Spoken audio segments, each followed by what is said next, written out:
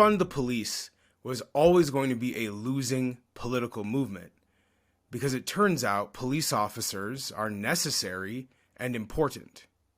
Unfortunately, the political left wasted a lot of time and energy of Canadians debating the reckless and unlikely idea of defunding the police. All of that time and energy could have been used to talk about real, tangible, practical changes to the criminal justice system. This week we learned that Canada's biggest city, Toronto, is going to increase the police budget by tens of millions of dollars. The Toronto Police Services Board voted unanimously to increase the police budget by $48 million.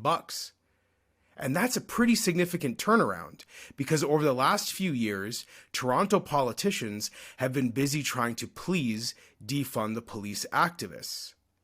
Back in 2020, Toronto Mayor John Tory, during the summer of Black Lives Matter, promised to reduce the police budget by reallocating dollars that were supposed to go to police officers to quote-unquote community safety models. Well, what Mayor Tory learned, much like many of the other supporters of defund the police, is that there is no community safety model that exists without police officers.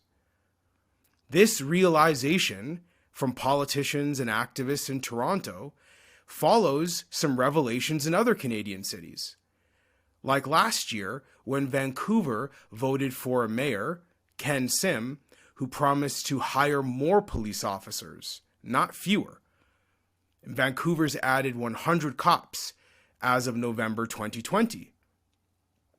Before that, it was Montreal. In Montreal, voters rejected a defund the police candidate as mayor, re-elected Mayor Valérie Plante, who promised to invest tens of millions of dollars into policing. So it's quite clear by now, Canadians have made their choice. Through voting, they have rejected defunding the police. But if you are a person who wants a better criminal justice system, who recognizes that there are problems that need to be addressed, you don't need to hang your hat on a reckless, silly idea like defund the police. There are legitimate policies that we can be turning our attention to.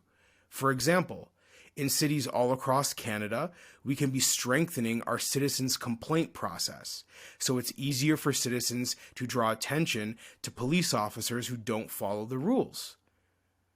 We can also be establishing a college to create professional standards for all police officers to be held accountable to.